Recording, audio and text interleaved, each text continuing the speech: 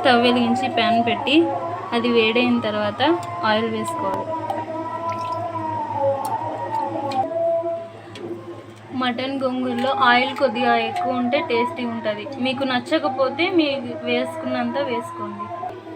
గోంగూర మటన్కి కావాల్సిన పదార్థాలు: ఉల్లిపాయలు, వెల్లుల్లి రెబ్బలు. నా దగ్గర పచ్చిమిరపకాయలు లేవు కాబట్టి నేను ఇప్పుడు వేసుకోవడం లేదు. మీ దగ్గర ఉంటే వేసుకోండి. ఆయిల్ ఇప్పుడు హీట్ అయింది. తాలింపు గింజలు, కొంచెం కచ్చా పచ్చగా దంచుకున్న వెల్లుల్లి రెబ్బలు, ముందుగా కట్ చేసి పెట్టుకున్న ఉల్లిపాయ ముక్కలు. నేను కొద్దిగా ఆనియన్స్ ఎక్కువ వేసుకుంటాను. మీకు నచ్చకపోతే మీరు వేసుకున్నంత వేసుకోండి. మటన్ ముక్కలు, పసుపు, ఉప్పు, కరివేపాకు వేసి ఉడికించి పక్కన పెట్టుకున్నాను. మటన్ గోంగూరకి పేస్ట్ కొద్దిగా, పసుపు, ఉడికించి పెట్టుకున్న మటన్ ముక్కలు,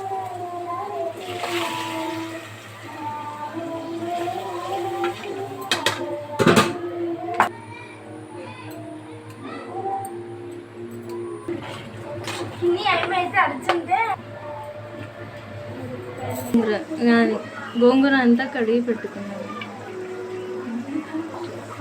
అన్నీ వేసుకున్నాం కదా, అది మరుగుతుంది. ఇప్పుడు గోంగూర పెట్టుకోవాలి.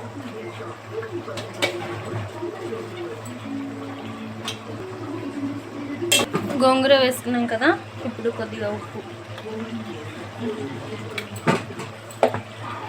వేసి కొద్దిగా కలపాలి. మనం మటన్ ఉడికించుకున్నప్పుడు దాంట్లో ఉన్న వాటరే సరిపోద్ది, లేదంటే కొద్దిగా ఒక టీ గ్లాస్ మైన వేసుకోవచ్చు. లేదు, ఎక్కువ వేసుకున్నామంటే కర్రీ చెడిపోతుంది అన్నమాట. ఇంకా అంతే, ఇంకా విజిల్స్ ఒక 3 విజిల్స్ వచ్చే వరకు కుక్ చేసుకొని కొద్దిగా కలిపేసుకుంటే సరిపోద్ది. మటన్ గోంగూర ఇంతే రెడీ అయిపోయింది. ఇంకా విజిల్ పెట్టి తీసిన తర్వాత ఇలా ఉంటుంది. కొద్దిగా మా వంట కనుక నచ్చినట్లయితే